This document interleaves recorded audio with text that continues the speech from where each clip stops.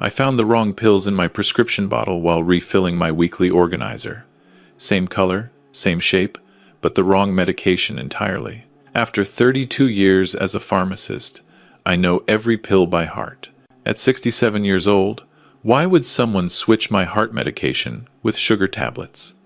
To find the truth, I set up a hidden camera in my own medicine cabinet. What I discovered over the next 3 weeks made me question everything I thought I knew about family. But before I tell you what happened, drop a comment below. Where are you watching this from? And what time is it there right now? I want to know how far this story is reaching. Sunday mornings had become my favorite part of the week since Margaret passed. I would sit on the back patio of our Phoenix home, drink my coffee, and watch the hummingbirds fight over the feeder she had hung 15 years ago. The Arizona sun felt good on my old bones. Peaceful, quiet. That particular Sunday, I was filling my pill organizer for the week ahead. 7 little compartments, 7 days of staying alive. Blood pressure medication in the morning, cholesterol pill at lunch, heart medication before bed. Same routine for 8 years since my first cardiac episode. I picked up the heart medication bottle and shook 2 tablets into my palm. White, round, familiar. But something was wrong. The weight felt different, lighter. I held one up to the light, the way I had examined thousands of pills behind my pharmacy counter. The surface was too smooth, the edges too perfect. My heart medication had a slight bevel, a tiny imperfection from the manufacturing process that most people would never notice. These pills had none of that. I got up slowly and walked to my office. In the back of my desk drawer, I still kept my old pharmacist loupe, the magnifying glass I had used for 32 years to verify medications. I examined the pill under bright light. No pharmaceutical imprint, no manufacturer code, nothing. This was not lisinopril. This was not any prescription medication I recognized. I crushed one between my fingers. It dissolved like chalk, like a sugar tablet, like nothing. Someone had replaced my heart medication with placebos. I sat there for a long time, staring at the crushed powder on my desk. My mind raced through possibilities. Pharmacy error? Impossible. I had filled this prescription myself at the Walgreens, where I still helped out twice a week. I had verified the medication before putting it in the bottle. Manufacturing defect? The odds were astronomical. This was deliberate. But who would switch an old man's heart pills? And more importantly, why? I thought about the last month. Who had been in my house? Who had access to my medicine cabinet? The answer made my stomach turn. My daughter Karen had been visiting every Saturday for the past 6 weeks. Always so helpful.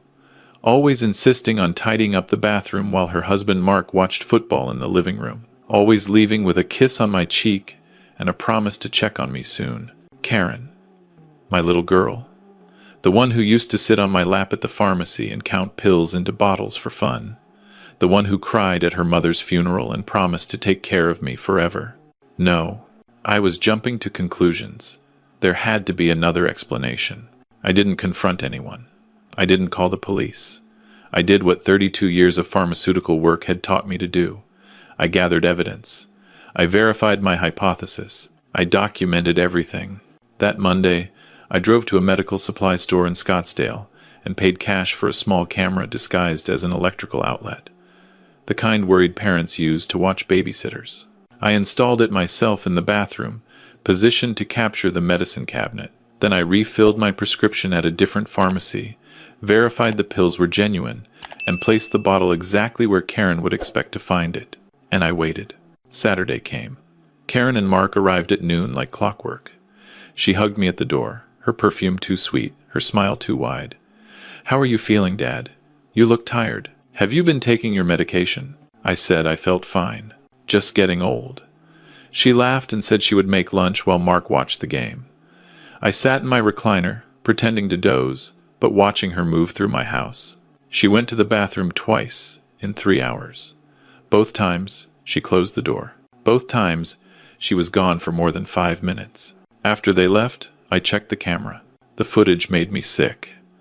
There was my daughter, my own flesh and blood, opening my medicine cabinet with practiced efficiency. She pulled out the heart medication bottle, unscrewed the cap, and dumped the pills into her purse. Then she pulled out an identical bottle from her pocket and placed it on the shelf. The whole operation took less than 90 seconds. She had done this before, many times. I sat in my dark living room and watched the video 3 times. Each time, I hoped I was wrong. Each time, the evidence was undeniable. My daughter was systematically replacing my medication with fakes. She was trying to make me sick, maybe worse. The question was no longer who. The question was why. I spent the next week digging. Not into Karen's life, but into my own. What did I have that someone would want? The house was worth maybe $400,000 in the current market. My pension and Social Security covered my bills with some left over. I had savings, about $200,000 from selling the pharmacy when I retired. And there was Margaret's life insurance, the policy I had never touched, $350,000 sitting in a money market account. I pulled my bank statements for the past year. What I found stopped my heart worse than any missed medication could. Small withdrawals. $50 here, $75 there. Always from ATM machines in locations I had never visited. The amounts were tiny, easy to miss, but they added up. Over 14 months, someone had taken nearly $8,000 from my checking account. I called the bank and asked about the withdrawals. The representative was confused. "Sir, those were all made with your debit card. The PIN was entered correctly." I told her my card had never left my wallet. She said that was impossible. The transactions were legitimate, but I knew who had my PIN. I had given it to Karen 3 years ago when I was in the hospital for my second heart episode. She had needed to pay my bills while I recovered. I had trusted her completely. I hung up and sat very still. The pieces were falling into place, and the picture they formed was monstrous. That night, I could not sleep. I kept thinking about the medication switch. If I had not noticed the wrong pills, what would have happened? Without my heart medication, I would have another cardiac episode within weeks, maybe months.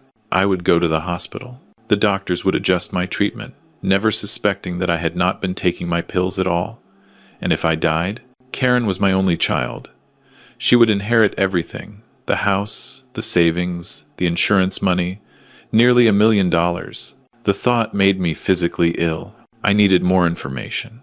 I needed to understand what I was dealing with before I made any moves.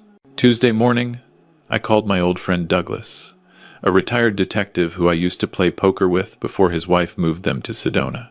I told him I needed a favor, something discreet. He did not ask many questions. He never did. Douglas called back Thursday evening. "Harold, you need to sit down for this." I was already sitting. "Tell me, your daughter and her husband filed for bankruptcy 18 months ago, lost everything in some cryptocurrency scheme. Their house is in foreclosure. They are 3 months behind on their car payments. Mark lost his job last year and has not found another one." "They never told me," I said. "There is more. 6 months ago, Karen visited a lawyer about power of attorney. She was asking about what happens if a parent becomes incapacitated, about how quickly assets can be liquidated. I closed my eyes. She is planning to have me declared incompetent. It looks that way. And Harold, there is one more thing. I do not know how to tell you this. Just say it. Karen took out a life insurance policy on you 8 months ago. She is the sole beneficiary. The policy pays out $500,000 upon your death." The room spun. My daughter had taken out a policy on my life while simultaneously switching my medication to placebos. She was not just trying to steal from me. She was trying to kill me. And she had been planning it for months. I thanked Douglas and hung up. Then I sat in the darkness and cried for the first time since Margaret's funeral. Not for myself, for the daughter I thought I had raised, for the little girl who used to count pills and dream of becoming a doctor, for the woman who had become something I did not recognize. But grief is a luxury for the living, and I intended to stay living. The next morning, I made a plan. If Karen wanted to play this game, she would learn that her old pharmacist father knew a thing or two about patience and precision. First, I secured my finances. I went to the bank in person and changed all my PINs and passwords. I moved my savings to a new account at a different bank that Karen did not know about. I contacted my broker and put a freeze on the life insurance money. I documented every suspicious transaction with dates and amounts. Next, I called my doctor and scheduled an appointment. Dr. Patterson had been my physician for 20 years. I told him everything: the switched pills, the bank withdrawals, the life insurance policy. He listened without interrupting, his face growing darker with each revelation. When I finished, he said, "Harold, this is attempted murder. You need to call the police." "Not yet," I said. "I need more evidence. I need her to incriminate herself completely." He shook his head but agreed to help. He wrote me a new prescription for my heart medication and suggested I take it to a pharmacy Karen did not know about. He also offered to write a detailed medical report documenting that stopping my heart medication could be fatal within weeks. Evidence for when the time came. Then I set my trap. I called Karen that Friday evening. My voice was weak, tired, exactly how she expected me to sound if my pills were not working. "Sweetheart, I need to talk to you about something important." "What is it, Dad?" She sounded concerned, perfectly concerned. "I have been thinking about the future, about what happens when I am gone. I want to make sure you are taken care of." Silence. Then, in a carefully controlled voice, "Dad, do not talk like that. You have years left." "Maybe," I said. "Maybe not. I have been feeling tired lately, weak.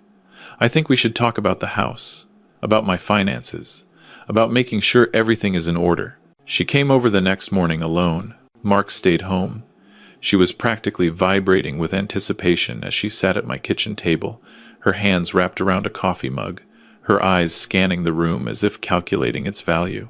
"I want to sign over power of attorney to you," I said, "just in case something happens. I do not want you dealing with lawyers and probate." Her eyes lit up. She tried to hide it, but I saw. "Dad, are you sure? That is a big decision." "I am sure. You are my daughter. I trust you completely." She did not even flinch at the irony. "I have some papers I want you to look at," I continued. "Financial documents, account information, everything you would need to manage my affairs if I become incapacitated." I handed her a folder. Inside were fake documents I had created. Bank statements showing accounts that did not exist, investment portfolios with inflated numbers, a summary of assets totaling nearly $2 million. Her hands trembled as she flipped through the pages. "Dad, I had no idea you had this much." "I saved carefully," I said. "Your mother and I always planned for the future." She looked up at me, and for a moment I saw something behind her eyes. Not love, not concern, calculation, pure, cold calculation. "We should set up a meeting with my lawyer," she said. "Get everything formalized. Make sure it is all legal and proper." I nodded. "Of course. I will call him Monday." She left an hour later, hugging me tighter than she had in years. I watched her car disappear down the street and felt nothing but sadness. The trap was set. Now I needed witnesses. I called Douglas again and asked him to recommend someone at the Phoenix Police Department. Someone who handled elder abuse cases. Someone who would take this seriously. He gave me a name, Detective Sarah Chen with the Financial Crimes Unit. I met with Detective Chen the following Tuesday. She was young, maybe 40, with sharp eyes that missed nothing. I brought everything. The camera footage, the bank statements, the documentation of the switched pills, the fake documents I had given Karen, the information about the life insurance policy. She reviewed it all in silence. When she finished, she looked at me with something like admiration. "Mr. Morrison, most victims in these cases do not realize what is happening until it is too late. You built a case that most investigators would envy." "I was a pharmacist for 32 years, I said. "I know how to document evidence." She nodded. "Here is what we are going to do. We are going to let your daughter incriminate herself further. When she takes you to sign the power of attorney, we will have officers present. We will record everything. And when she attempts to execute the fraud, we will arrest her." "And my son-in-law?" "Him too. Financial crimes, attempted theft, and depending on what the prosecutor decides, possibly attempted murder. That medication switch is serious." I should have felt satisfied. I should have felt victorious. Instead, I felt hollow. The meeting was scheduled for that Thursday at a lawyer's office downtown. Karen had arranged everything. She was so eager that she did not notice anything unusual, did not notice the unmarked car in the parking lot, did not notice the extra people in the waiting room. We sat in the conference room, Karen on my left, a lawyer I had never met across the table. He had a stack of documents ready for my signature. Power of attorney, healthcare directive, financial transfer authorizations. Before we begin, Karen said, I just want you to know how much this means to me, Dad, knowing that you trust me with everything. I looked at her, really looked at her, searching for any trace of the daughter I remembered. I found nothing. Before I sign anything, I said, I need to ask you something. Of course. Why did you switch my medication? Her face went white. What? The heart pills. You have been replacing them with sugar tablets for months. I have you on camera. She stood up so fast her chair fell backward. That is ridiculous. I would never. The door opened.